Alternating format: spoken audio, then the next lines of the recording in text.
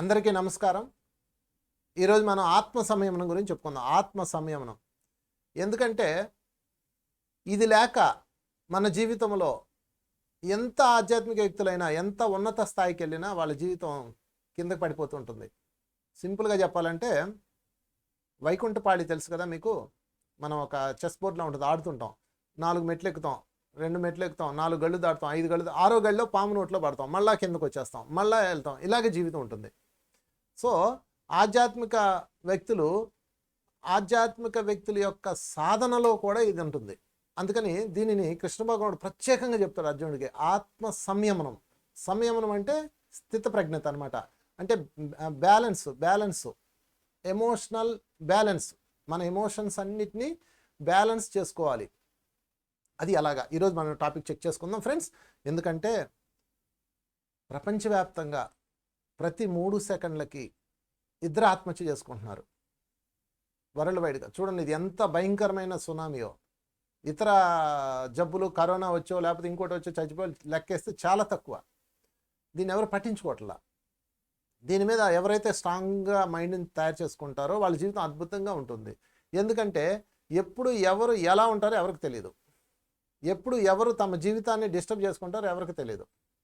కనుక ఆత్మ సంయమనాన్ని సాధిస్తే మీరు ఎప్పటికీ కూడా ఉన్నతాలలో ఉంటారు, ఎప్పటికీ ఉన్నతత్వంగా ఉంటారు. ఆత్మ సంయమనాన్ని మనం తెలుగులో లేదా మన వాడుక భాషలో చెప్పుకోవాలంటే ఎమోషనల్ బ్యాలెన్స్. ఓకే, మన ఎమోషన్స్ అన్నిటిని బ్యాలెన్స్ చేసుకోవటం, ఇది ఆత్మ సంయమనం అంటే. అయితే ఆత్మ సంయమనం వేరు, ఎమోషనల్ బ్యాలెన్స్ వేరు. ఇదే చిన్న కిటుకుంది. ఆత్మ సంయమనం అంటే లోపల నుంచి అన్ని బ్యాలెన్స్ చేయడం. అర్థమవుతుందా ఫ్రెండ్స్? చాలామంది 2 రకాల మనుషులు మీకు పరిచయం చేస్తాను. ఒక మనిషి ఏమో బాగా ఎమోషన్ అయిపోతుంటాడు, కానీ లోపల చాలా కూల్గా ఉంటాడు. ఇంకొక మనిషి ఏమో బయట చాలా కూల్గా ఉంటారు. అస్సలు మీరు వాళ్ళని చూసి ఎంత ప్రశాంతంగా ఉన్నారనుకుంటారు, కానీ లోపల వాళ్ళు ఎగిరిపోతూ ఉంటారు. వాళ్ళకి హార్ట్ ప్రాబ్లమ్స్ అలాంటివి వస్తుంటాయి అనమాట. అసలు ఈయనకి ఆ ప్రాబ్లం రాకూడదే అనిపిస్తుంది మనకి.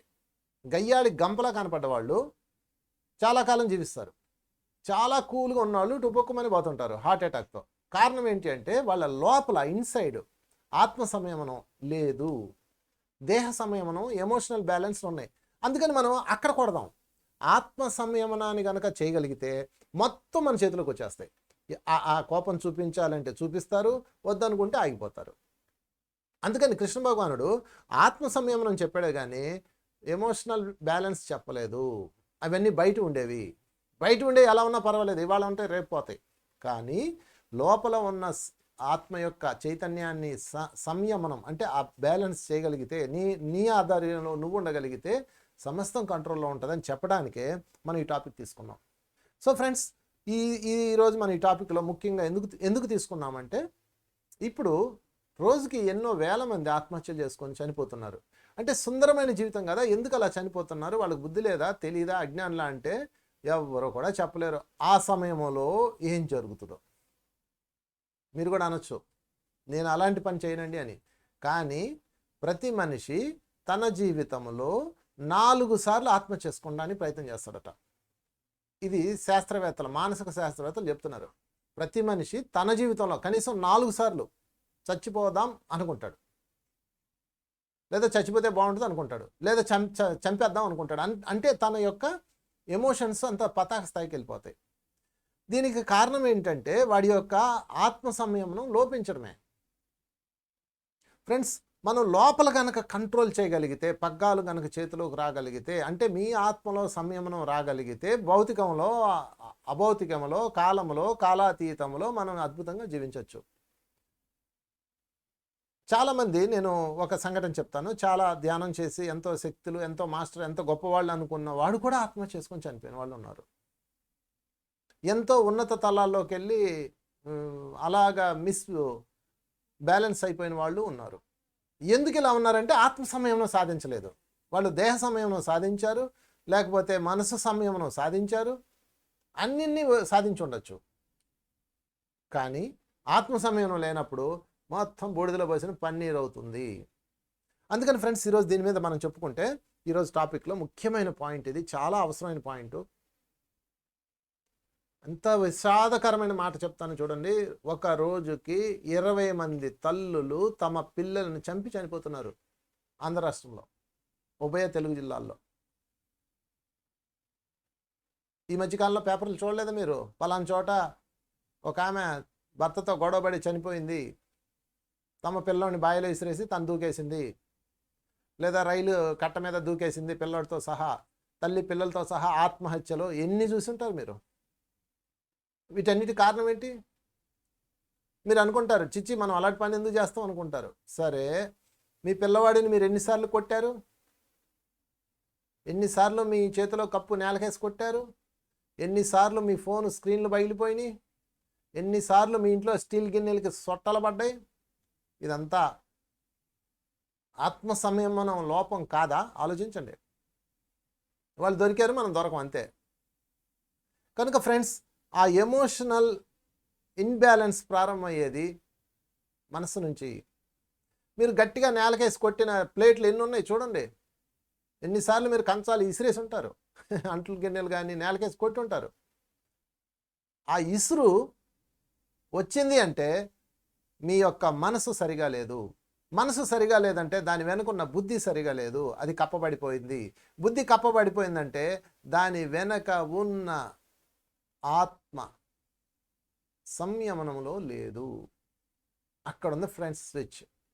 ఆ స్విచ్ని కనుక పర్ఫెక్షన్ చేస్తే మిగతా అన్ని యాక్షన్గా మారిపోతాయి. అంటే ఆత్మ సంయమనం ఉన్నవాడు కోపాన్ని నటిస్తాడే కానీ కోపం ఉండదు. కత్తి విసురుతాడే కానీ తగలదు. బుస కొడతాడే కానీ కాటు వెయ్యడు. ఇది ఆత్మ సంయమనం. బుద్ధి సంయమనం వేరు, మనసు సంయమనం వేరు. మనసు సంయమనం ఉన్నవాడు తన్నించుకుంటాడు అందరి చేత, అందరినీ తంతాడు. బుద్ధి సంయమనం ఉన్నవాడు అందరి చేత తన్నించుకుంటాడు. ఆత్మ సంయమనం ఉన్నవాడు ఎవరిని తన్నడు, ఎవరితో తన్నించుకోడు, కృష్ణుడిలాగా జీవిస్తాడు. కనుక ఫ్రెండ్స్, ఆత్మ సంయమనం మీద దృష్టి పెట్టండి, ఫోకస్ చేయండి. ఆత్మ సంయమనాన్ని సాధించిన వాళ్ళ మీద ఫోకస్ చేయండి. ఉన్నారు, చరిత్రలో చాలామంది ఉన్నారు. సో ముందు బుద్ధి సంయమనం, మనసు సంయమనం మీద కొన్ని టాపిక్స్ చెప్తాను, ఎందుకంటే అది ముందు అవసరం కాబట్టి. ఇక్కడ నుంచి యాక్చువల్గా కంట్రోలింగ్ అంతా అక్కడ ఉంటుంది, అది కంట్రోల్ చేస్తే ఇది మొత్తం కంట్రోల్ అవుతుంది. ఆబు ఉస్మాన్ అని ఒక ఆయన ఉన్నాడు, మంచి తత్వవేత్త అనమాట. అతనికి ఆత్మ సంయమనం బ్రహ్మాండంగా ఉంది. అతను ఏం చేశాడంటే, వాళ్ళ ఇంటి దగ్గర అన్నదమ్ములు ఉంటారు కదా, వాళ్ళ వదిన వీళ్ళు ఉంటారు కదా, వాళ్ళతో గొడవలు అనమాట. వీళ్ళ ఫ్యామిలీ అంటే వాళ్ళకి పడదు. ఈయన ఇంట్లో నుంచి బయటికి రాగానే ఆమె ఏం చేసిందంటే, కావాలని బూడిద ఉంటుంది కదా, బూడిద అంటే పొయ్యిలు ఉంటాయి కదా, ఆ రోజుల్లో బూడిదంతా ఎత్తి కావాలని పైనుంచి ఈయన మీద పోసింది ఒకరోజు. పోస్తే ఆబు ఉస్మాన్ పక్కన ఉన్న వాళ్ళు చూసి, ఏంటండి అన్యాయం, దాష్టికం, మీ మీద కావాలని బూడిద జల్లిందండి అంటారు. అనగానే ఆయన వెంటనే అంటాడు, సంతోషించవయ్యా, మా వదిన నిప్పులు జల్లలేదు, ఆ బూడిదలో నిప్పులు లేవు, ఆరిపి మరీ వేసింది, ఎంత గొప్పది అంటాడు. మిగతా చుట్టుపక్కల ఉన్న వాళ్ళందరికీ కాలిపోతుంటుంది, మండిపోతుంటుంది. ఆబు ఉస్మాన్కి ఎలాగలా మాట్లాడగలిగాడు అంటే ఆత్మ సంయమనం. తర్వాత వాళ్ళ సంగతి తేలుస్తారు, అది వేరే విషయం. ఎప్పుడైతే మీరు ఆత్మను సంయమనం చేయగలిగారో, బ్యాలెన్స్ చేయగలిగారో, అంటే అక్కడ మిగతా అన్ని కంట్రోల్ అయిపోతాయి, మిగతా అన్ని మీ చేతిలోకి వచ్చేస్తాయి పగ్గాలు. అదే అక్కడ లేదనుకోండి, ఈయన వెంటనే ఆ మీద కలబడిపోతాడు. ఇదే విధంగా సోక్రటీస్ జీవితం చూద్దాం. అంటే ఈరోజు ఆత్మ సంయమనాన్ని సాధించిన వ్యక్తుల గురించి పరిచయం చేస్తూ వెళ్తా. రెండో క్యారెక్టర్ సోక్రటీస్ గారు. సోక్రటీస్ గారు వాళ్ళ భార్య ఏం చేస్తుందంటే, పొద్దున్నే ఈయన అందరూ పిలుస్తాడు, ఇంటికి వస్తారు కదా ఎవరో ఒకళ్ళు, తత్వవేత్తలు, ఈ ఆధ్యాత్మిక వ్యక్తులకి ఎవరో ఒకళ్ళు వస్తుంటారు మాట్లాడడానికి. వచ్చి, అయ్యా మేము అలాగా మాట్లాడుకుంటుంటారు కుర్చీల్లో కూర్చొని ఇంట్లో. పొద్దున్నే ఆయన భార్య అంటది, వచ్చారా దరిద్రులు, పొద్దున్నే కొంపకు తగలబడ్డారా, ఇంక ఇదే పనే మీకు, ఇంకేం పని లేదా అని తిడతాం మొదలు పెడుతుంది. ఎందుకంటే ఈయన ఆధ్యాత్మిక వ్యక్తి కానీ ఆమె కాదు కదా. వెంటనే సరే పదండి బయటికి పోదాం అని ఈయన వాళ్ళని తీసుకొని బయటకు వస్తాడు. అంటే ఛాయ్ అడుగుతాడు అనమాట. ఏమే ఫ్రెండ్స్ వచ్చారు, కొంచెం ఛాయ్ పెట్టే అంటాడు. అనగానే ఆమె తిట్లు లగ్గించుకుంటుంది. అప్పుడు ఆయన ఏం చేస్తాడంటే, ఓకే బయట తాగుదాం పదండి అంటాడు అని వాళ్ళని తీసుకొని వస్తాడు. వీళ్ళు ఏమాత్రం ఫీల్ అవ్వలేదు కదా, ఆమెకు ఇంకా ఈగో హర్ట్ అవుతుంది అని చెప్పేసి వెంటనే ఆమె ఏం చేస్తుందంటే డాబా మీదకి వెళ్ళి అక్కడి నుంచి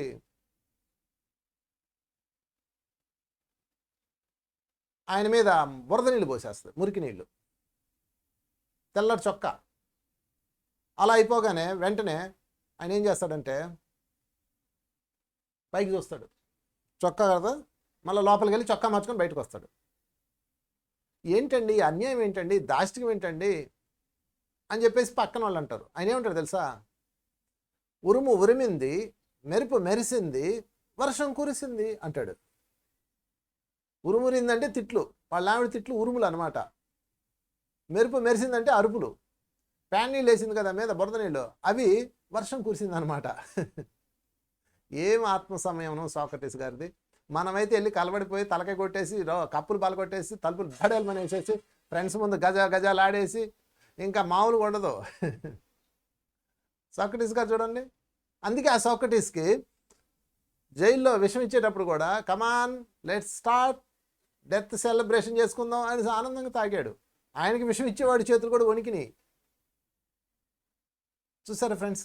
కనుక ఆత్మ సంయమనం అనేది గనక వస్తే వాళ్ళ జీవితం సుసంపన్నం, మిగతా అన్నీ వచ్చేస్తాయి ఆటోమేటిక్గా. ఇక మూడో క్యారెక్టర్లోకి వెళ్దాం. మూడో క్యారెక్టర్ ధర్మరాజు. నేను మీకు చరిత్రలో ఉన్న మహనీయుల గురించి చెప్తాను, ఆత్మ సంయమనాన్ని సాధించిన వాళ్ళు. ధర్మరాజు మహాసంయమనం. అబ్బా, ధర్మరాజుకున్నంత ఆత్మ సంయమనం ఎవరికి లేదు. జోదం ఆడతారు కదా, జోదంలో ఓడిపోతారు. జోదంలో ఓడిపోయిన తర్వాత వెంటనే వాళ్ళు రెండోసారి ద్రౌపది వస్తుంది. చాలామందికి తెలియదు, జోదం అవగానే వాళ్ళు అడవికి వెళ్ళిపోయారు అనుకుంటారు. కాదు, జోదం 2 సార్లు జరుగుతుంది మహాభారతంలో. జోదం ఆడతారు, ఓడిపోతారు, అందరూ సరెండర్ అయిపోతారు. అప్పుడు ద్రౌపది వచ్చి కొన్ని లా పాయింట్లు లాగుతుంది. వాళ్ళు ఆల్రెడీ దాసులైన వాళ్ళు ఎలాగా నన్ను తాకట్టు పెడతారు, మీరు అధర్మంలో ఆడారని చెప్పేసి నిరూపిస్తుంది. కృష్ణుని తీసుకొస్తానని బెదిరిస్తుంది. అప్పుడు ధృతరాష్ట్రుడు 3 వారాలు ఇస్తాడు. 3 వారాలతో ఆమె రాజ్యాన్ని సాధించుకుంటుంది, భర్తలకు రాజ్యాన్ని ఇస్తుంది. చూసారా? ద్రౌపది యొక్క ఆత్మ సంయమనం అది. ఒకసారి ఆలోచించండి. ధర్మరాజు పక్కన పెట్టండి, ముందు ద్రౌపది గురించి చూద్దాం. మూడో క్యారెక్టర్ ద్రౌపది ఆత్మ సంయమనం చూపిస్తాం మీకు. ఎందుకంటే ఆడవాళ్ళు చాలామంది ఇలాగే ఉంటారు. ఒక్కసారి మీ అందరూ ద్రౌపది అయిపోండి. మీ ఫీల్, ముఖ్యంగా లేడీస్ ద్రౌపది అయిపోండి. ఒకసారి కళ్ళు మూసుకొని మీరు ద్రౌపది అయిపోయారు.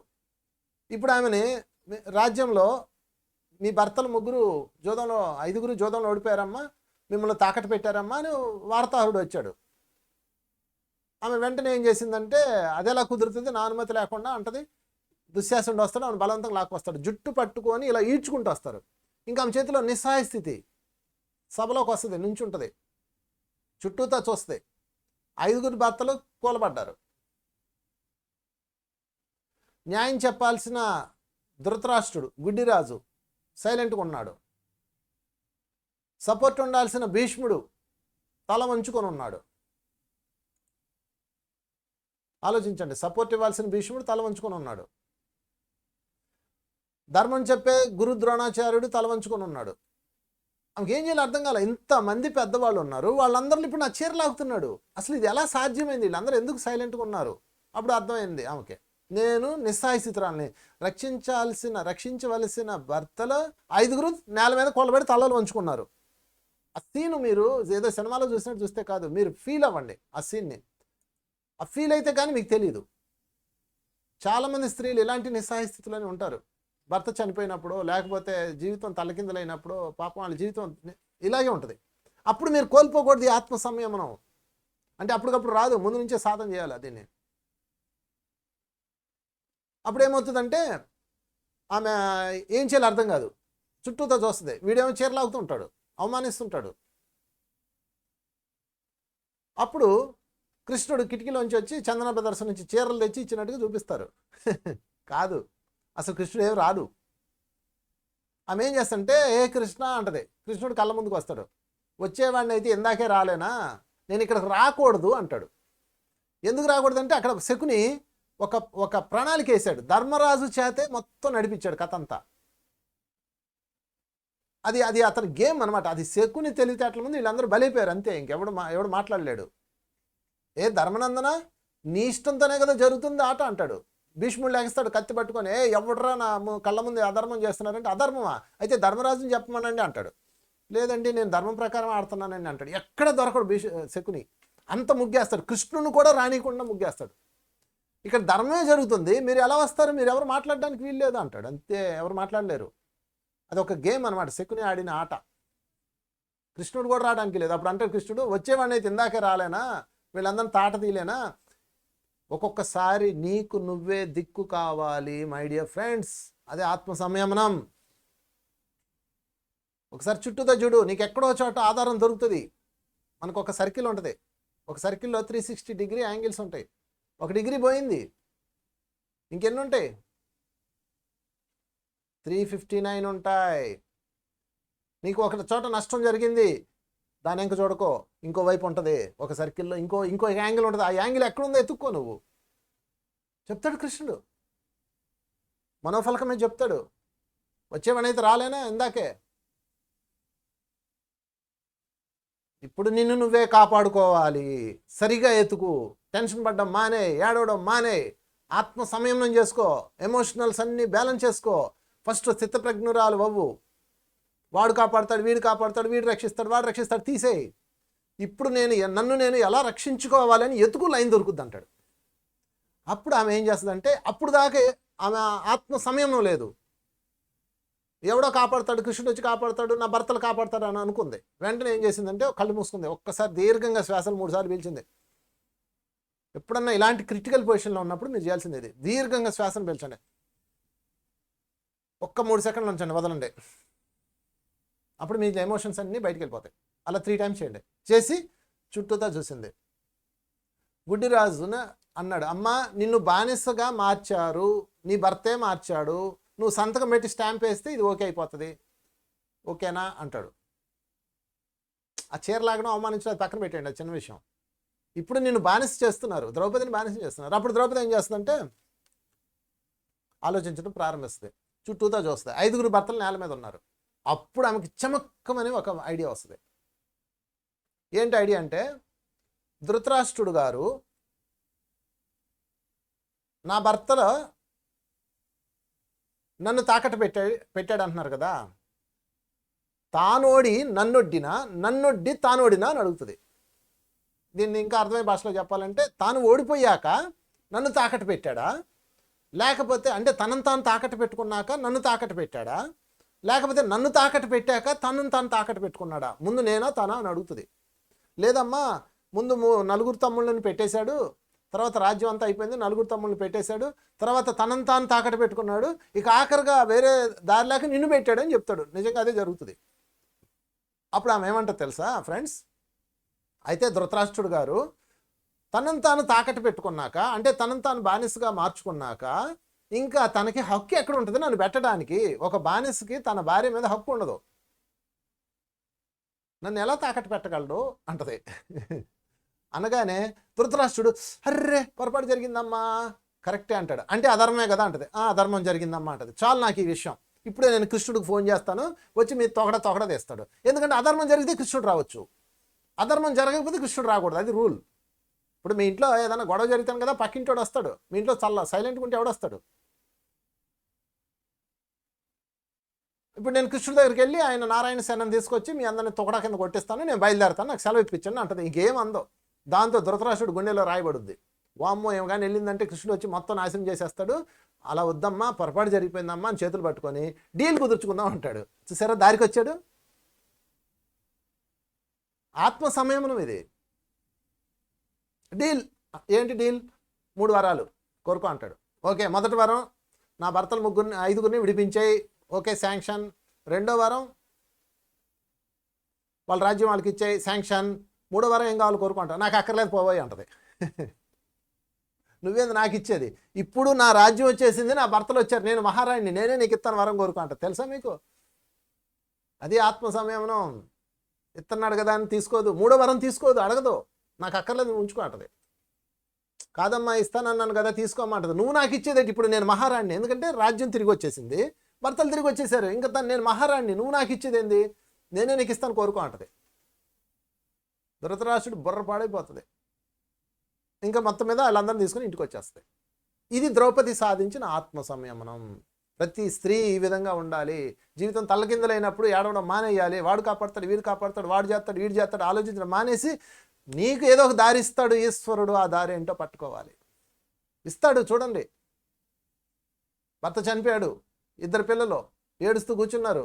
ఏం జరుగుతుంది? తిరిగి వస్తాడా భర్త? వెనక్కి తిరిగి చూడండి, ఒక దారి ఉంటుంది నీకు.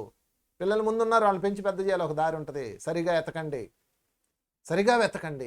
ఇంకేం లేదు ఫ్రెండ్స్. సరిగా చూడండి, కళ్ళు విప్పార్చుకుని చూడండి, మనసు విప్పార్చుకుని చూడండి, చైతన్యాన్ని విప్పార్చుకుని చూడండి. ఏదో ఒక దారి ఉంది నీ కోసం. ఈశ్వరుడు ఉంచుతాడు ఫ్రెండ్స్.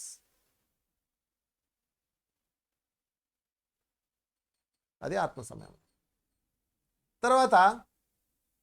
తర్వాత మళ్ళీ రెండోసారి జోదంకి వస్తారు. అది ఫిక్స్ అయిపోతాడు ధర్మరాజు, వెళ్ళిపోతాడు, అడవిలోకి వెళ్ళిపోతాడు. అది వేరే కథ. అంటే ఇక్కడ ద్రౌపది ఈ విజయం ఎలా సాధించింది? ఆత్మ సంయమనంతో. ఎలా వచ్చింది ఆమెకి? జీవిత పాఠాలతో. అందుకని ఎవరికి వాళ్ళు ఒక మంత్రం ప్రాక్టీస్ చేయాలి. ఏంటి ఆ మంత్రం? Simple, cool baby cool. ఎవరికి వాళ్ళు చెప్పుకోవాలి. మిమ్మల్ని ఎవరో ఒకళ్ళు డిస్టర్బ్ చేస్తారు, ఇంజన్ రేసిపోతుంటారు. అప్పుడు మీరు ఏం చేయాలంటే కూల్ బేబీ కూల్ అని చెప్పాలి. ఎవరికి చెప్పాలి? ఎదుటోళ్ళకి కాదు, మీకు మీరు చెప్పుకోవాలి. Cool cool cool. వాళ్ళు రెచ్చగొడుతున్నారు, కూల్ బేబీ. బేబీ అంటే నువ్వే. మరి చెప్తుంది ఎవడు? ఆత్మ. ఈ ఆత్మ దేహాన్ని అంటే జీవుణ్ణి సంయమనం చేయాలి. Cool cool cool. కొడదాం, ఆగు. దానికి ఒక సమయం ఉంటుంది. వేద్దాం, డోంట్ వర్రీ. మొగుడు అరుస్తున్నాడు, వేసేద్దాం, దానికి ఒక సమయం వస్తుంది. భార్య అరుస్తుంది, వేసేద్దాం, దానికి ఒక సమయం ఉంటుంది. అత్తగారు అరుస్తుంది, వేసేద్దాం, దానికి ఒక సమయం ఉంటుంది. ఎవడక వాళ్ళు సంయమనం చేసుకోవాల్సిందే. కూల్ బేబీ కూల్ చెప్పుకోవాల్సిందే. అది చెప్పుకోలేక ఎమోషన్ అయిపోయి, ఇరిటేషన్ అయిపోయి, ఇంట్లో ఏ చెంబు పగులుద్దో తెలియదు, ఏ ఫోన్ పగులుద్దో తెలియదు, ఏ స్క్రీన్ పగులుద్దో తెలియదు, ఏ పిల్లోడు ఈపు పగులుతుందో తెలియదు. దారుణంగా దరిద్రంగా జీవితాన్ని సాగిస్తున్న సగటు మానవులు ఈరోజు. ఎమోషనల్ ఇన్బ్యాలెన్స్ చేయండి మై డియర్ ఫ్రెండ్స్. అన్నిటినీ ఎమోషనల్ ఇన్బ్యాలెన్స్ అయిపోయి ఉన్నాయి, వాటిని బ్యాలెన్స్ చేయండి. సౌందర్యకరమైన జీవితం పోతుంది దీనివల్ల. కనుక ఫ్రెండ్స్, ఆత్మ సంయమనానికి టెక్నిక్ ఏంటంటే, ఎమోషన్స్ అన్నిటిని బ్యాలెన్స్ చేయాలంటే ఒకటే, పోస్ట్ పోన్ టెక్నిక్. దీన్ని ఏమంటారంటే పోస్ట్ పోన్ టెక్నిక్. వాడిని తన్నాలి అని కట్ వస్తుంది కదా, ఓకే అరగంట అయి తండ్రి అని మనసులో అనుకోండి. అప్పుడు చూద్దండి, మీరు చచ్చినా తన్నరు. ముఖ్యంగా పిల్లల్ని కొట్టేటప్పుడు ఒక్క అరగంట ఆగిన తర్వాత నీ సంగతి చెప్తా. ముందు కూల్. ఒక కాఫీ తాగుతారు, బాగా వేడి మీద పొంగి కాసుకుంటారు, కాఫీ తాగుతారు, వెంటనే నోట్లో బసేసుకుంటారా? ఏం చేస్తాము? ఊదుకొని చల్లబరుచుకొని తాగుతాం కదా. అలాగే మనం కూడా సంయమనంలోకి వచ్చాక చల్లబరిచాక యుద్ధం చేయాలా. ఎవడని ఏ తోలు తీస్తారో తీయండి, మీ ఇష్టం. మీరు సంయమనంలో అంటే బ్యాలెన్స్గా ఉండి చేసిన ఏదైనా పర్ఫెక్ట్, ఇంకంతే. దాని పేరే ఎరుక. ఆర్థిక వ్యవస్థల్లో, కుటుంబ వ్యవస్థల్లో, సామాజిక వ్యవస్థల్లో మొత్తం అన్నింటిలో ఈ అస్త్రం వాడండి. ఏంటంటే పోస్ట్పోన్మెంట్. డెసిషన్ మేకింగ్ వెంటనే తీసుకోవద్దు, ఏది బ్యాలెన్స్గా లేనప్పుడు. ఫైనాన్షియల్లో చాలామంది దొరికిపోతారు ఈ ఆత్మ సంయమనం లేక, ఫైనాన్షియల్ స్టేటసెస్లో. ఈ ఆత్మ సంయమనం ఎప్పుడైతే లేదో అప్పుడు మీరు ఏం చేస్తారంటే, ఫర్ ఎగ్జాంపుల్ మీకు ఒక మిత్రుడు ఉంటాడు, ఎవడో వస్తాడు, ఇది కట్టేయండి, ఇది అసలు ఎంత అనుకున్నారు, ఇది అంత అనుకున్నారు, ఇది ఎంత అనుకున్నారు అని చెప్పేస్తుంటాడు. నెట్వర్క్ బిజినెస్లో అవ్వచ్చు, ఇంకోటి అవ్వచ్చు. మీరు ఏం చేస్తారంటే మీ ఎమోషన్ ఇన్బ్యాలెన్స్ అయిపోయి మీరు దూరిపోతారు, ఏలు పెడతారు. తర్వాత అది పీకోలేక ఇంకో దానిలో చేయబెడతారు, అది లాక్కోలేక ఇంకో దానిలో పెడతారు. ఈ తర్వాత మొత్తం మీద అప్పులు గొట్ట అయిపోతుంది సంసారం. ఎందుకంత అయింది? ఆత్మ సంయమనం లేకే. అందుకని ఆత్మ సంయమనం కావాలంటే మీరేం చేయాలంటే, ఒక డెసిషన్ మేకింగ్కి అంటే ఒక నిర్ణయం తీసుకునేటప్పుడు, పెద్ద నిర్ణయాలు తీసుకునేటప్పుడు పోస్ట్పోన్ చేయండి. 3 times, ఒకసారి కూడా కాదు, 2 సార్లు, 3 సార్లు పోస్ట్పోన్ చేయండి. ఇదే పోస్ట్పోన్ టెక్నిక్ అంటారు. ఈలోపు మీ ఆత్మ సంయమనం సెట్ అయిపోద్ది. ఎందుకంటే చూడండి, ఇది ఆత్మ, ఇది మనసు, లేదా ఇది బుద్ధి, ఇది మనసు అనుకోండి. ఈ మనసు ఏం చేస్తుందంటే దీని మీద కొట్టేస్తుంది, తొక్కేస్తా అనమాట. మనకు బుద్ధి ఎక్కువ ఉండదు కదా, మనసు ఎక్కువ, ఎమోషన్స్ ఎక్కువ ఉంటాయి కదా. ఈలోపు మన ఎవడో ఒకడు ఉంటాడు కదా మన చుట్టుపక్కలోడు, వాడు వచ్చి మనల్ని రెచ్చగొట్టేస్తుంటాడు అనమాట. అది తీసుకో, ఇది తీసుకో, అది చెయ్యి, ఇది చెయ్యి, నీకెందుకు ఇది అయిపోద్ది చెయ్యి అంటాడు. మనం వెళ్ళిపెట్టేస్తాం. ఎంతన్నా జస్ట్ ₹2 ఇంట్రెస్ట్ తెచ్చి చేసామంటే అయిపోద్దన్నా చెప్తారు, అవుట్. ఇక్కడ పెద్ద ఫ్యాక్టరీ వస్తుంది, పెద్ద ఎయిర్పోర్ట్ వస్తుంది, ఎంత అనుకున్నావు అసలు ఇది ఎంత మారిపోతుంది తెలుసా నీకు, అర్జెంట్ 2 ఉన్నాయి ఇంకేం లేవు, ఈ టైం దాటితే ఇంక దొరకదు, అలా పొడుస్తుంటారు. ఏమీ కంగారు పడకండి, అలాగే రేపు రా అనాలి అంతే, ఇంకేం చేయొద్దు. పోస్ట్పోన్మెంట్. ఎమోషనల్లో వ్యాపారాలు చేసి రోడ్ల మీద పడ్డ జీవితాలు ఎన్నున్నాయో కదా. మానవుడికి ఆశ కన్నా డేంజర్ ఏంటో చెప్పమంటారా? ఇదే ఎమోషనల్ ఇన్బ్యాలెన్స్. అవన్నీ చిన్నవే. కనుక ఫ్రెండ్స్, ఆత్మ సంయమనం అన్నది అత్యంత ముఖ్యమైనది. పోస్ట్పోన్మెంట్ దానికి ముఖ్యమైన అస్త్రం. గుర్జీఫ్ తెలుసా? గుర్జీఫ్ వాళ్ళ అబ్బాయికి చెప్పాడు, ఒరే జీవితంలో ఎప్పుడైనా ఏదన్నా చెయ్యాలి అనుకున్నప్పుడు నువ్వు ఎమోషనల్ ఇన్బ్యాలెన్స్ అయి చెయ్యొద్దు, ఒకరోజు సమయం తీసుకొని చెయ్యి అని చెప్తాడు. వాడిని ఎవడో తిడతాడు గుర్జీఫ్ని, తిట్టగానే వాడిని చాలా పెద్ద గొడవ అవుతుంది, వాడిని కొడదామని వెళ్తాడు. మా నాన్న చెప్పాడు రా, ఒక్కరోజు ఆగమన్నాడు కదా, రేపు వచ్చి నీ సంగతి చెప్తా అని వెళ్ళిపోతాడు. 2వ రోజు కథని ఎమోషనల్ అన్నీ బ్యాలెన్స్ అవుతాయి, ఆత్మ సమయం సెట్ అవుతుంది. 2వ రోజు వాడిని కొట్టి వాడిని చంపి నేను జైలుకి ఎందుకు అబ్బాయి వెళ్ళడం, చావుని ఆడి పాపాన్ని ఆడిపోతాడు అని వదిలేస్తాడు. చూసారా? అందుకని ఫ్రెండ్స్, మీరు మౌనం ప్రాక్టీస్ చేయండి బాగా. ఆత్మ సంయమనానికి ఇది గుడ్ క్యారెక్టర్స్. ఒకటి మనం లైన్లో చెప్పుకుంటూ వచ్చాము ఒక్కొక్కరిని. ఇంకొక క్యారెక్టర్ చెప్తాను. ఆత్మ సంయమనం చేసుకున్న గొప్ప క్యారెక్టర్స్ మహాభారతంలో అవ్వచ్చు, రామాయణంలో అవ్వచ్చు, చరిత్రలో ఎన్నెన్నో ఉన్నాయి. సీతాదేవిని చెప్పుకుందాం. సీతాదేవి ఎంత ఆత్మ సంయమనం చేసుకుందో తెలుసా? రావణాసుడి దగ్గరికి వెళ్ళిన తర్వాత ఆమె ఒకటే అర్థమైంది ఆమెకి, నేను ఇరికించబడ్డాను, నేను కిడ్నాప్ చేయబడ్డాను, ఇప్పుడు నేను అరిచి గోలెట్టి ప్రయోజనం లేదు, సరెండర్ అవ్వడం తప్ప వేరే దారి లేదు. స్త్రీలకు అంతే కదా. వాడు కిడ్నాప్ చేశాడు. ఈ రోజులంటే టెక్నాలజీ ఉంది, ఆ రోజులు ఏం లేదు కదా. ఓకే, అయినా సరే నేను ఇక్కడే కూర్చుంటాను, చెట్టు కింద కూర్చుంది. చెట్టు కింద కూర్చున్న తర్వాత ఆమెకి ఒక టీంని ఏర్పాటు చేశాడు రావణాసుడు. ఆ టీం పని ఏంటంటే ఆమె యొక్క ఆత్మ సంయమనాన్ని చెడగొట్టి రావణాసుడే గొప్పవాడు, రావణాసుడు మించిన అందగాడు లేడు, రావణాసుడు అంతటోడు నిన్ను ఇష్టపడటం జన్మల వరం అని రోజు బాకాలు బాయించేయడానికి ఒక బ్యాచ్ని పెట్టాడు. వాళ్ళు 24 గంటలు ఇదే పనే. ఏందమ్మా, నా మాటినమ్మా, రాముడు ఎందుకమ్మా, ఆడెప్పుడు వస్తాడమ్మా, ఇది ఈయన చేసుకోమ్మా అని ఓ ముసలిదే, ఇలాగ అందరూ చెప్పేవాళ్ళు. ఒక్క స్త్రీ మాత్రం మాట్లాడేది కాదు. ఆమె పేరు త్రిజట. రావణాసుడు పెట్టిన టీంలో ఒక స్త్రీ మాత్రం మాట్లాడేది కాదు. అప్పుడు రోజుకి ఆత్మస్థైర్యాన్ని కోల్పోతుంది ఈమె. అది ఎవరికైనా అంతే, మనమైనా అలాంటి పరిస్థితులు ఉంటే అంతే. సీతాదేవి అశోకవనంలో ఉన్నప్పుడు రాముడు వస్తాడో రాడో తెలియదు. ఎందుకంటే ఒకసారి ఆలోచించండి, కొన్ని సముద్ర మధ్యలో ఉన్న దీవిలో, మనుషులు ఫ్లై అవ్వలేని దీవిలో, వేరే మనుషులు చేరలేని ప్లేస్లో రావణాసుడు ఉన్నాడు. అసలు అక్కడ ఉన్నాడన్న విషయం రాముడికి తెలుసో లేదో. జీపీఎస్లు లేవు, వాట్సాప్ టెక్నాలజీ లేదు, ఫోనులు లేవు. అప్పుడు పరిస్థితి ఏంటి? ఆమె ఏ ఆలోచనలో ఉంటుంది మీరే ఆలోచించండి. ఎందుకమ్మా జీవితాన్ని వృధా చేసుకుంటావు, నా మాటినమ్మా, ఇంకా రావణాసుని మర్చిపోయి ఈయన్ని చేసుకో, రాముడిని మర్చిపోయి ఇతన్ని చేసుకోమ్మా, మా రాజుగారిని చేసుకోమ్మా అని రోజు ఈ బ్యాచ్ అంతా ఎకరో పెడుతుంటారు. అప్పుడు సీతాదేవి ఆత్మ సంయమనం కోల్పోతూ ఉంది. కొంచెం తగ్గిపోతుంది రోజుకి. ఇంకా రాముడు రాడేమో అని ఆమె దుఃఖం వచ్చేస్తూ ఉంది. ఏం చేస్తుంది ఇంకా? అప్పుడు ఆమెకి త్రిజట కనపడుతుంది. త్రిజట ఏం చేస్తుంది అంటే మౌనంగా ఉంటుంది. అప్పుడు ఏం చేస్తుంది అంటే ఫోకస్ అంతా త్రిజట మీద పెడుతుంది. పెట్టి త్రిజట నువ్వు చెప్పు అంటది. వీళ్ళెవరు లేని టైంలో అడుగుతుంది అనమాట. ఎందుకంటే ఆమె స్కాన్ చేసింది, వీళ్ళందరూ నెగిటివ్ ఫీడింగ్ వాళ్ళే, ఒక్కళ్ళు కూడా లేరు, అంతా ఈ బ్యాచే. అప్పుడు అక్కడ ఉన్న మరొక హెల్పింగ్ లేడీలో త్రిజట అన్న ఆమెను చూసి అడుగుతుంది అనమాట. అంటే అప్పుడు ఆమె అంటది, నీకు నీ భర్త మీద ప్రేమ ఉందా అంటది. ఉందంటది. ఆ ప్రేమ నిన్ను కాపాడుతుంది అంటది. అంతే, ఇంకేం లే. అంటే ఇక ఆ రోజు నుంచి సీతాదేవి ఓన్లీ త్రిజటనే పట్టుకుంది. ఎందుకు పట్టుకుందో ఆలోచించి చూడండి మై డియర్ మాస్టర్స్. సీతాదేవి అందరి మీద ఫోకస్ తీసేసి త్రిజట మీద ఫోకస్ పెట్టింది. అప్పటి నుంచి త్రిజట ఆమెకి ఆత్మ సంయమనం స్ట్రాంగ్ అవ్వడానికి త్రిజట యొక్క శక్తిని వాడుకుంది. వస్తాడమ్మా, ఖచ్చితంగా వస్తాడు, నీ రాముడు వస్తాడు. ప్రేమ గొప్పది. ఇలాంటి లఫంగిగాళ్ళు ఎన్ని చేసినా అంటే రావణాసుడు అనమాట, వాళ్ళ బాసునే తిడుతుంది. ఎందుకంటే త్రిజటకి ఎక్కడో కోపం ఉంటుంది రావణాసుడి మీద. ఎంతోమందిని బాధ పెడుతున్నాడు, వాళ్ళ భార్యల్ని భర్తల్ని తన్ని లాక్కొచ్చాడు. వాళ్ళ ఏడుపులు చూసి ఉంటుంది, ఆ స్త్రీల ఏడుపు. వీడికి ఎవడో బాగా వాయిస్తాడులే అనుకుంది. వస్తాడమ్మా, నాకు తెలుసు ఒకడు వస్తాడు, ఆ ఈశ్వరుడు పంపిస్తాడు ఒకడిని, మేము వర్రీ అవ్వకో.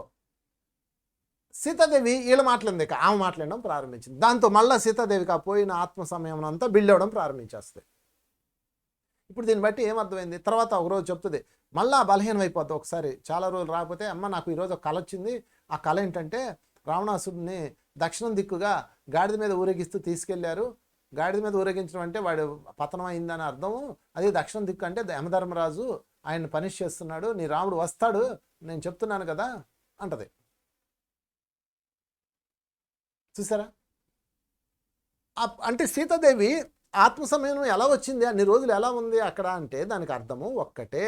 ఏంటా ఒక్కటి అంటే ఆమె యొక్క సంయమనము ఫోకస్ త్రిజట మీద పెట్టింది కాబట్టి అది బ్యాలెన్స్ వచ్చేసింది. అది పద్దాకా బ్యాలెన్స్ ఉంటుంది అనుకున్నారు, ఇప్పుడు ఒకసారి సాధించగానే ఇంక మనకు వచ్చేసింది అనుకున్నారు, మళ్ళీ డిజాల్వ్ అయిపోతూనే ఉంటుంది. అందుకని మీరు చేసే సాంగత్యం చాలా ఇంపార్టెంట్ ఫ్రెండ్స్. మిమ్మల్ని డిజాల్వ్ చేసే వాళ్ళని, డిస్కరేజ్ చేసే వాళ్ళకి దూరంగా ఉండండి. ఒక్కడి చాలు మొత్తం నాశనం చేసేయడానికి. సీతాదేవి ఫోకస్ ఎవరి మీద పెట్టింది, ఎవరి మీద పెట్టలేదు మీరు స్టడీ చేయండి, అర్థమైపోద్ది మీకు. ఆమె సాధించుకుంది ఆత్మ సంయమనం. అందుకని ఆత్మ సంయమనం సాధించడం ఒక ఎత్తు అయితే, ఈ ఆత్మ సంయమనాన్ని కాపాడుకోవడం రెండో ఎత్తు. త్రిజట లాంటి వాళ్ళతో స్నేహం చేసింది సీతాదేవి. ఆ పక్కన ఉన్న ఇంకొకరితో శూర్పణఖ లాంటి వాళ్ళతో చేస్తే అవుట్ అయిపోయి ఉండేది. వచ్చింది మధ్యలో శూర్పణఖ, ఆ రోజు నేను చెప్తే అన్నావు కాదు, నా ముక్కు చెవులు కోసారు చూడు, ఈరోజు మా అన్న లాంటి వీరుడు ఇంకెక్కడన్నా ఉన్నాడా, మా అన్నం చేసుకో, నిన్ను మహారాణి చేస్తాడని ఆఫర్లు ఇస్తుంటారు. దాంతో మీ సమయం కోల్పోతుంటారు. అందుకని ఫోకస్ ఈజ్ ఇంపార్టెంట్.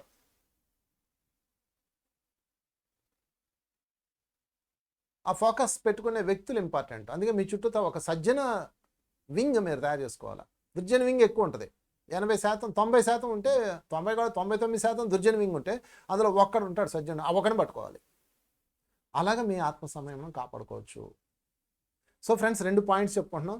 ఒకటి ఆత్మ సంయమనం మీరు సాధించుకోవాలి, 2 ఆత్మ సంయమనాన్ని కాపాడుకోవటానికి అటువంటి వ్యక్తులతోనే స్నేహం చేయాలి, సజ్జనులతోనే స్నేహం చేయాలి. మీ చైతన్యాన్ని వృద్ధిపరిచే వాళ్ళని, ఎంకరేజ్ చేసే వాళ్ళని, ఉన్నతీకరించే వాళ్ళనే మీరు స్నేహం చేయాలి.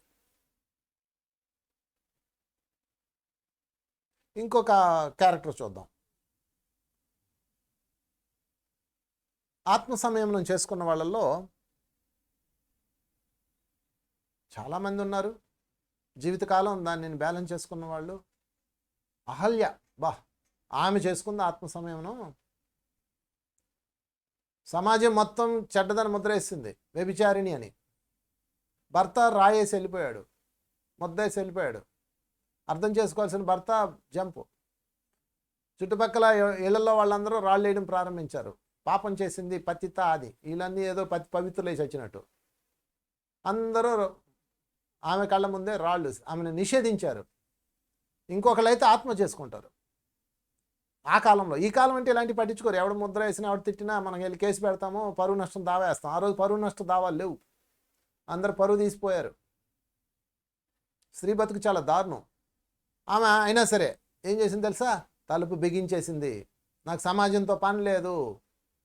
సమాజము అహల్య నిషేధించలా, అహల్య సమాజాన్ని నిషేధించింది. I don't want with you అని మూసిపారేసింది. ఈ సమాజంలో ఎవడో ఒకడు ఉంటాడు ఉన్నతమైన వాడు, వాడు నా దగ్గరకు రావాలని ధ్యానంలో కూర్చుందామె. ఎంత ఆత్మ సంయమనం చూడండి. ఆమె రాయి అయిపోయింది, శ్రీరాముడు వచ్చి రాయిని స్త్రీగా మార్చాడు, ఇవన్నీ కథలో. రాయి అవడం అంటే ఏంటి, ఆమె ఎలా అయిపోయింది, ఒక బిగుసుకుపోయింది, గుండె బండ అయిపోయింది. అండాదండ ఉండాల్సిన భర్తే శాపం పెట్టేశాడు. ఇక్కడ శాపం అంటే ముద్ర, ముందే వెనక ఆలోచించలేదు అతను. అయిపోయింది ఆమె కథ. ఆత్మ సంయమనం ఆమెను కాపాడింది ఫ్రెండ్స్.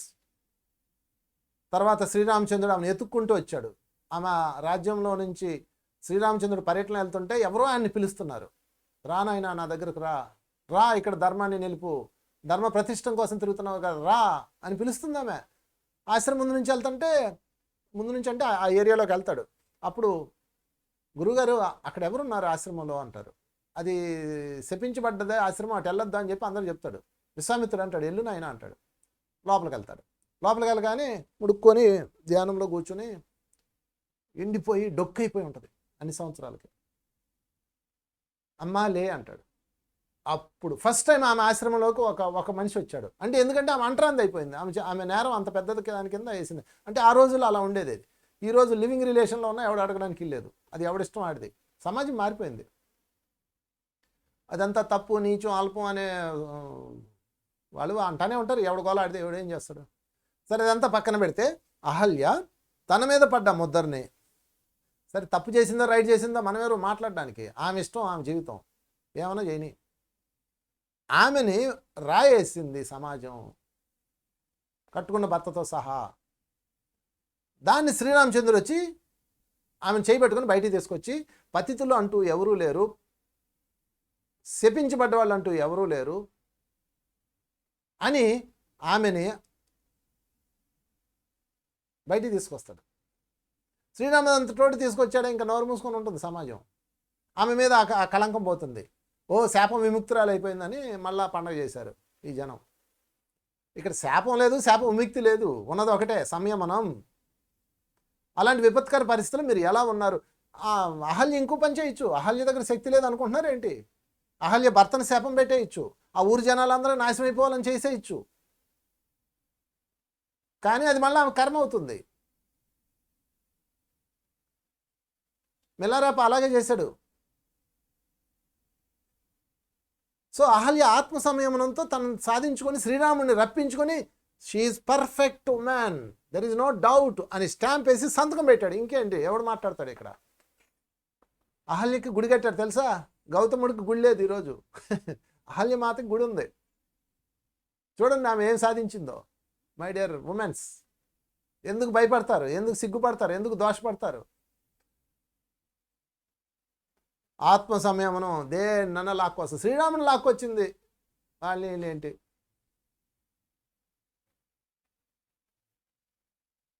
ఆత్మ సంయమనం కోల్పోయిన వాళ్ళని చెప్తాను. అది కూడా ఒక క్యారెక్టర్ తీసుకుందాం. ఇందాక చెప్పుకున్నాం మిలారప్ప, తర్వాత క్యారెక్టర్.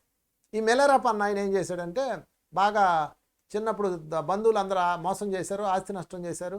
దాంతో ఆయన ఏం చేశాడు, చక్కగా వాళ్ళ అమ్మగారు ఏం చేశారంటే, అరే వీళ్ళని తాట తీయాలంటే ఇలా కాదు, నువ్వు మంత్రాలు నేర్చుకోపో అని చెప్పేసి బ్లాక్ మ్యాజిక్ నేర్చుకోమంటది. అదే చేతబడులు అలాంటి వెళ్ళి నేర్చుకొని వడగళ్ళ వాని గురిపించి అందరిని నాశనం చేస్తాడు, ఊరినంతా తగలబెట్టేస్తాడు. ఆయనకి అదంతా చెత్త అనిపిస్తుంది. కొన్నాళ్ళకి అనిపించి ఆయన ఏం చేస్తాడంటే, ఇలా కాదు, నేను కరెక్ట్గా లేను, ఇదంతా ఏదో మనశ్శాంతి లేదు నాకు అని చెప్పేసి ఎత్తుకుంటూ ఒక గురువుని ఎత్తుకుంటూ వెళ్తాడు. మార్పా గారు ఆయన గురువు పేరు. మార్పా అన్న ఆయన దగ్గరికి వెళ్తాడు. ఆయన ఆ రోజు నుంచి ఈయన చావు కొడతాడు. ఆయన ఒకడే మోక్షం ఇవ్వగలడు నీకని అందరూ చెప్తారు. అక్కడికి వెళ్తాడు. ఆ మార్పా గారు ఈయన్ని చావు కొట్టి చెవులు మోస్తాడు. అలా ఇలా కాదు, మోక్షం ఇవ్వడం దేవుడు ఎరుగు. ఆ చరిత్ర చదవండి, మిలారేప జీవిత చరిత్ర చదవండి, అర్థం అవుద్ది. అప్పుడు అడుగుతాడు ఒకరోజు, ఆయన భార్య అడుగుతుంది, ఎందుకు ఆయన అలా చావు కొడుతున్నావు అని. ఎందుకంటే వాడు ఆత్మ సంయమనం రావాలి కాబట్టి. ఈ ఆత్మ సంయమనం లేక వాడు కొన్ని వందల మంది ఊరుల్ని నాశనం చేశాడు తమ యొక్క మంత్రశక్తులతో. ఆత్మ సంయమనం లేని వాడికి మోక్షం ఎక్కడ వస్తుంది? అందుకని ముందు వాడిని నలగొడుతున్నాను అంటాడు ఫ్రెండ్స్. ఆ తర్వాత అతనికి ఎన్నో తన్నించుకొని బాధలు పడి ఆత్మ సంయమనం వచ్చాక అతనికి అప్పుడు మంత్రదీక్షిస్తాడు. చూసారా? అంటే మన జీవితంలో ఈరోజు మనం పడుతున్న బాధలన్నీ కూడా మన ఆత్మ సంయమనానికి శిక్షణా తరగతులు. మనం పైనుంచి వచ్చేటప్పుడే, ఏమండి నేను భూలోకం వెళ్తున్నాను, నాకు ఈసారి జన్మలో ఆత్మ సంయమనం నేర్చుకోవాలి అంటారు. అనగానే అప్పుడు మీకేం చేస్తారంటే, అయితే నీకు ఈసారి జన్మలో భర్తనిస్తాము, పోయిన జన్మలో నీకు మంచి భర్త, కాలు కింద పెడితే చేయి పెట్టే భర్త ఇచ్చాం, పూల మీద నడిపించే భర్తను ఇచ్చాం, దానివల్ల నీ ఆత్మ సంయమనం దేవుడు ఎరుగు మొత్తం సమయమే లేకపోయింది, అసలు ఆత్మ లేకుండా పోయింది నువ్వు. ఇప్పుడు నీకు ఆత్మ సమయం నువ్వు నేర్చుకోవాలంటే, ఈ ఎమోషన్స్ అన్నీ బ్యాలెన్స్ కావాలంటే దీనికి ఒకటే దారి ఏంటంటే, నిన్ను ఎరగదీసే మొగుడు కావాలి అని చెప్తారు. ఓకే, ఎరగదీసే మొగుడు. పీక్కు తినే పిల్లలు కావాలి, ఓకే, పీక్కు తినే పిల్లలు. ఇవన్నీ రాసుకుంటారు, చూపించంటారు.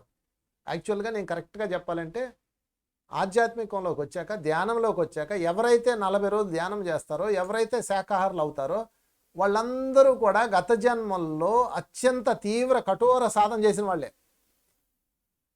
గుర్తుపెట్టుకోండి. వాళ్ళందరూ పైలోకాలకు వెళ్ళి బాబు మాకు మోక్షం ఇవ్వండి అంటారు. అయితే మోక్షం ఇవ్వాలంటే ఆత్మ సంయమనం చూపించాలి. చూపిస్తారా? ఎస్ చూపిస్తాము. అయితే గో అని చెప్పేసి ఒక మొదనష్టపు మొగుడిని, బుద్ధి లేని భర్తని, బుద్ధి లేని భార్యని, తెలివి తక్కువ పిల్లల్ని, మొదనష్టపు అతని, ఇంకా రకరకాల దరిద్రమైన చుట్టాలని, పనికి మాలిన బ్యాచ్ని మొత్తం ఇచ్చి పంపిస్తారు. మందులో అక్కడక్కడ కాస్త మరి బతకాలి కాబట్టి అక్కడక్కడ కాస్త ప్రేమించే వాళ్ళని ఇస్తారు, ఇచ్చి పంపిస్తారు. పంపించిన తర్వాత ఇక వీళ్ళకి వచ్చిన పని ఏంటంటే దంచుడే దంచుడు. వాళ్ళ పని దంచడమే, ఇంకేం లేదు. మీరు అనుకుంటున్నారు ఏంది భర్త ఎలా ఉన్నాడు అంటే, వాడు వచ్చింది దంచే పని మీద వచ్చాడు. ఏంది భార్య ఎలా ఉందంటే, ఆమె వచ్చింది ఆ పని మీదే. అంతే, సింపుల్. అప్పుడు మీరు ఆత్మ సంయమనాన్ని చూపించాలి. చూపించారా? 2 రికార్డ్ చేస్తారు. గత జన్మల్లో మీరు సాధన చేసినప్పుడు ఇలా నిశ్చలంగా అలౌకిక ఉన్న ఫోటో, తర్వాత మొగుడితో పోట్లాడుతున్నప్పుడు జుట్టు ఎరబోసుకొని యా అని అరుస్తున్న సీన్లు 2 రికార్డ్ చేసి పంపిస్తారు పైకి. 2 పక్క పక్కన పెడతారు. ఇలాగా పెట్టి చూడు బేబీ నువ్వు ఆత్మ సంయమనం సాధించావని మనల్ని అడుగుతారు. అయ్యో నేనేంటండి అలా అరిచాను, నేనేంటండి అలా పాల్గొట్టేశాను, నేనేంటండి అలా పిల్లల్ని చావగొట్టాను, నేనేంటండి ఇలాంటి పిచ్చి పనులు చేశాను, నేనేంటండి అంత కోపంతో ఉన్నాను అంటే, ఇంకా సంయమనం రాలేదు కదా. సంయమనం రాలేదు కాబట్టి మళ్ళీ ఇంకో జన్మ వేసుకోపో అంటారు. అంతే, మళ్ళీ ఇంకొక మొదనష్టపోళ్ళని తీసుకొని భూమి మీదకి రావాలి. సినిమా కష్టాలన్నీ పెట్టుకొని రావాలి. సినిమా కష్టాలు పడే వాళ్ళందరూ ఎవరు అనుకున్నారు? ఆత్మ సంయమనం ట్రైనింగ్ అవుతున్న వాళ్ళు. వాళ్ళందరూ కంగ్రాచులేషన్స్. జీవితంలో ఎవరైతే సినిమా కష్టాలు పడుతున్నారో వాళ్ళందరూ, సినిమా కష్టాలు అంటే తెలుసు కదా, నేను ప్రత్యేకంగా చెప్పక్కర్లా. పెళ్ళిగాని చెల్లి, మొదనష్టపు తమ్ముడు, అంతులేని కథలో జయప్రద స్టోరీ అనమాట. ఇలాంటి వాళ్ళు ఉంటారు, చుట్టూతో ఉంటారు, మిమ్మల్ని పిక్ తినడానికి రెడీగా ఉంటారు. వాళ్ళు పాపాత్ములు కాదు, మీ ఆత్మ సంయమనానికి శిక్షకులు. గుర్తుపెట్టుకోండి. అందుకని say to thanks to him.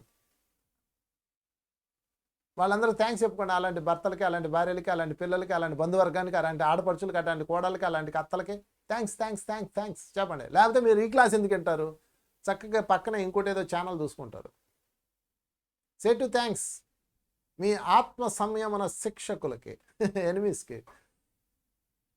So ఫైనల్గా నేను చెప్పొచ్చేది ఏంటంటే ఫ్రెండ్స్, మీరు ఆత్మ సంయమనాన్ని సాధించాలి. ఇప్పటి వరకు ఎన్నో క్యారెక్టర్స్ గురించి చెప్పుకుంటూ వచ్చాను. ఫైనాన్షియల్ క్యారెక్టర్ కూడా చెప్తా. ఇప్పటి వరకు అన్ని ఎమోషన్ క్యారెక్టర్స్ చెప్పాను కదా. ఫైనాన్షియల్ క్యారెక్టర్ హరిశ్చంద్రుడు, వాటి ఆత్మ సంయమనం బా ఆయన చూసినప్పుడల్లా అనిపిస్తుంది. కోటీశ్వరుడు, మిలినీరు, జీవితం తలకిందలైపోయింది, వాడలు బళ్ళు అవుతాయి, బండి అయిపోయింది, అప్పు తీర్చాలి, ఓకే అన్నాడు, రోడ్డు మీద పడ్డాడు. అయినా ఆత్మ సంయమనం కోల్పోలేదు. భార్యని అమ్మాల్సి వచ్చింది, ఆత్మ సంయమనం కోల్పోలేదు. పిల్లవాడిని భార్యని వేరే చోట అమ్మేశాడు. అమ్మేటివంటే వాళ్ళంతా వాళ్ళే వెళ్తారు, ఆయన నేరం కాదు, మేమే వెళ్తాం, నాదా ఇందులో నాకు భాగం ఉందని ఆమె అమ్ముడు పోతుంది. హరిశ్చంద్రుడు ఏంటి ఎలా చేశాడని మళ్ళీ ఉద్యమం చేయకండి. ఆత్మ సంయమనంతో ఉంటాడు, కాటికాపరి అయ్యాడు. ఒకరోజు ఒక స్త్రీ తన బిడ్డ చనిపోయాడని పట్టుకొని వస్తుంది. ఆత్మ సంయమనం కోల్పోకుండా ఉంటాడు. ఎందుకంటే ఆ బిడ్డ ఎవరు? ఆయన కొడుకే. కన్నీళ్ళు తన్నుకొని వస్తాయి. ఆ బిడ్డను కాల్చడానికి డబ్బులు లేవు, 50 రూపాయలు లేవు, కన్నీళ్ళు తన్నుకొని వస్తాయి. చూడండి, మిలియనీరు బిడ్డను కాల్చేయడానికి 50 రూపాయలు డబ్బులు లేవు. హరిశ్చంద్రుడి కన్నా పెద్ద కష్టమా మందే. ఆయనకన్నా పెద్ద ఆర్థిక సమస్యలు మనయ్యే. ఒకసారి ఫీల్ అవ్వండి, ఆ క్యారెక్టర్స్ని మీరు ఫీల్ అయితే తప్ప మీకు ఆన్సర్ రాదు, ధైర్యం రాదు. హరిశ్చంద్రుడితో పోలిస్తే మనకి చాలా బెటర్ అనుకుంటాం. పిల్లవాడు చనిపోతే వాడిని తగలబెట్టడానికి డబ్బులు లేవంటే దానిని మించిన భూమి మీద శిక్ష ఉంటుందా అండి మనసుకి? డబ్బులు లేవు. అయినా సరే నేను అధర్మం చేయను, నువ్వు వెళ్ళి ఊళ్ళోకి వెళ్ళి డబ్బులు అడుక్కురాపో అంటాడు వాళ్ళ ఆమెని. మళ్ళీ ఆమె వెళ్ళి డబ్బులు తీసుకొని వచ్చేలోపు దొంగలు పట్టుకొని పోలీసులు పట్టుకొని దొంగలతో పాటు ఏమో కూడా తల నరికేయండి అంటాడు. ఇప్పుడు భారీ తల ఈయనే నరకాల్సి వస్తుంది. అయినా సరే ఆత్మ సంయమనం కోల్పోడు. బాబా అప్పుడు ఒక శ్లోకం చదువుతాడు, హృదయమా దిగులు చెందకమా, ఇది జీవితం, సంయమనం పాటించు అంటాడు. ఖడ్గమా, ఖడ్గం అంటే చేతులది అనమాట, దాంతో మాట్లాడతాడు, నా హృదయానికి నరకకుమా. ఎందుకంటే ఆయన పరిస్థితి అది. జీవితం అలాగే ఉంటుంది ఫ్రెండ్స్. ఇక్కడ దుఃఖమా నన్ను చుట్టకమా, నా పని నన్ను చేయనివ్వు. ద గ్రేట్ సంయమనం మై డియర్ ఫ్రెండ్స్. హరిశ్చంద్రుడు ఒక లిజెండ్ మాస్టర్. అందుకే ఇన్ని వేల సంవత్సరాలు భూమి గడిచినా అలాంటి క్యారెక్టర్ ఇంకా మనం తలుచుకుంటున్నాం.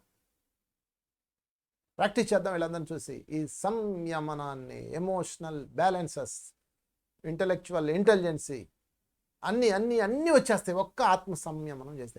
ఆత్మ సంయమనం చేయాలంటే ఒకటే చేయాలి, ఒకటే ధ్యానం చేయాలి. ప్రతిరోజు కళ్ళు రెండు మూసుకొని ధ్యానంలో కూర్చోవాలి. ఉచ్ఛ్వాస నిశ్వాస, ఉచ్ఛ్వాస అవి ఎదగోలా అంటది, ఉచ్ఛ్వాస నిశ్వాస, ఉచ్ఛ్వాస నిశ్వాస, చాలేదు అంటది, ఓకే ఉచ్ఛ్వాస నిశ్వాస. అలాగా మీరు ఎంతసేపు కూర్చోగలిగితే అంతసేపు కూర్చోండి. మినిమం 1 అవర్ వేసుకోండి. తర్వాత సజ్జనులతోనే సాంగత్యం. సీతాదేవి త్రిజటతోనే సాంగత్యం చేసింది. 3 స్వాధ్యాయం అంటే ఆత్మ పరిశీలన. కూల్ కూల్ కూల్, ఎందుకు కోపం వస్తుంది, ఎందుకు ఎమోషన్ ఇంబ్యాలెన్స్ అవుతున్నావు, ఎందుకు అలా పీకేస్తున్నావు మొగుడిని, ఎందుకు అలా పీకేస్తున్నావు పెళ్ళాన్ని, ఎందుకు అలా చేస్తున్నావు, కూల్ కూల్ కూల్ అని లోపల నుంచి ఒకటి చెప్పాలి. ఆ ఒకడెవడంటే మీరే. ఎవరికి చెప్తున్నారు? మీకే చెప్తున్నది ఆత్మ, వింటున్నది జీవాత్మ. ఈ రెండిటి మధ్య కలయిక పేరే సంయమనం. స్వ అధ్యయనం దాని పేరు. ఈ మూడిట్లో ఉండండి ఫ్రెండ్స్, ఆత్మ సంయమనం సాధిస్తాము. ఈ క్యారెక్టర్స్ అన్నీ గుర్తుపెట్టుకోండి. ఫైనల్గా ఒక టెక్నిక్ అయితే చెప్పాను, పోస్ట్ పోన్మెంట్. ఎందుకంటే మీ ఆత్మ ఆదేశం కిందకి రావడానికి ఒక సమయం కావాలి కదా. పోస్ట్ పోన్మెంట్. ఏదైనా తీవ్రమైన నిర్ణయం తీసుకునేటప్పుడు, చంపాలా, రేపు చంపుతా, నా కొడుక నేను రేపు చంపుతా అనుకోండి. చావాలా, ఓకే రేపు చస్తా. అర్జెంటుగా అప్పు చేసి పెద్దది కొనేలా, రేపు కొంటా. ఇప్పుడు అర్జెంటుగా ఇది కట్టేయాలా, రేపు చేస్తా. టుమారో, రేపు కొందాం, రేపు చేద్దాం. ఆ రేపే మనకు ఎన్నెన్ని మార్పులు తీసుకొస్తుంది. కాలం అన్నీ మార్చేస్తుంది. ఒక్క కాలానికి ఇవ్వండి మీ జీవితాన్ని, 1 డే ఓన్లీ. బజార్లో ఏదన్నా పెద్ద చూడగానే అక్కడ రాస్తాడు బోర్డు మీద, just pay 1000 rupees, take home అంటాడు. ఒక ఏనుగు మెడలో బోర్డు పెట్టి, just pay 1000 rupees, take home. Document ఛార్జీలు లేవు, ఇన్స్టాల్మెంట్ ఇంట్రెస్ట్ లేదు అని పెడతాడు. కింద సన్న అక్షరాలు, చీమ కొన్నంత అక్షరాలతో ఉంటుంది, కండిషన్స్ అప్లై అని. ఆ ఏనుగుని తెస్తారు, తెచ్చి ఇంట్లో పెడతారు. అది రోజు ఇంత తింటుంటుంది. అది ఎందుకు తెచ్చామో కూడా తెలీదు. ఇలాగా కార్లు, టీవీలు, భవనాలు ఎన్నెన్ని కొని పడేస్తారో కొంపల్లో. వేస్ట్ అనమాట, చెత్త, చాలా చెత్త ఉంటుంది ప్రతి ఇంట్లో. మీరు ఒకసారి చూడండి, సాంప్రదాయ కిరాణా షాప్కి వెళ్ళండి మీరు ఫ్రెండ్స్. సాంప్రదాయ కిరాణా షాప్కి వెళ్తే మనకు ఉంటాయి కదా, ఇలా ఏం కావాలి, ఇదిగో లిస్టు రాసుకుంటాం. ఆ లిస్ట్ ఆయనకి కానీ అన్ని కట్టేస్తాడు, తెచ్చేసుకుంటాం. డిపార్ట్మెంట్ స్టోర్కి అంటే పెద్ద పెద్ద మాల్కి వెళ్తారు, సూపర్ మార్కెట్లకి, మాల్స్కి, పెద్ద పెద్ద మాల్స్కి వెళ్తారు కదా, అక్కడ జరుగుతుంది ఈ గేమ్. మీరు వెళ్ళగానే అక్కడ డిస్ప్లే ఉంటాయి అందంగా, కలర్ఫుల్గా, పర్సంటేజ్ తగ్గించి. మీరు మామూలుగా సాంప్రదాయ కొట్టుకెళ్ళి తెచ్చుకునే 2000 రూపాయల సరుకుతో నెలంతా గడిస్తే, ఇక్కడికి వెళ్ళి 5000 రూపాయల సరుకు తెస్తారు. అందులో సగానికి సగం మీ ఇంట్లో చెత్తగా పడి ఉంటాయి. ఆ క్రీమ్లు అవ్వచ్చు, ఆ పౌడర్లు అవ్వచ్చు, లేకపోతే ఆ బిస్కెట్లు అవ్వచ్చు, లేకపోతే ఆ డ్రై ఫ్రూట్స్ అవ్వచ్చు, ఏదోటి. అక్కడ ఉన్న 50% ట్యాగులన్నీ మిమ్మల్ని అట్రాక్ట్ చేస్తాయి. ఇది తీసుకుంటే ఇది ఫ్రీ అంటది. అంటే డిస్ప్లే అనమాట అదంతా. ఆ డిస్ప్లేలో మీ సమయం ఎగిరిపోయి 5000 రూపాయలు సరుకు తెస్తారు, మొత్తం సఫా. అందుకే ఎప్పుడు అలాంటి స్టోర్స్కి వెళ్ళకండి. హాయిగా సాంప్రదాయం, మన ఇంటి పక్కన శెట్టి గారు కొట్టు పెట్టుకొని ఉంటాడు, ఆయనకి ఫోన్ చేసి లిస్టు చెప్తే చక్కగా సరుకులు పంపిస్తాడు, హ్యాపీగా ఉంటుంది. 2000తో అయిపోద్ది మీకు బ్రహ్మాండంగా.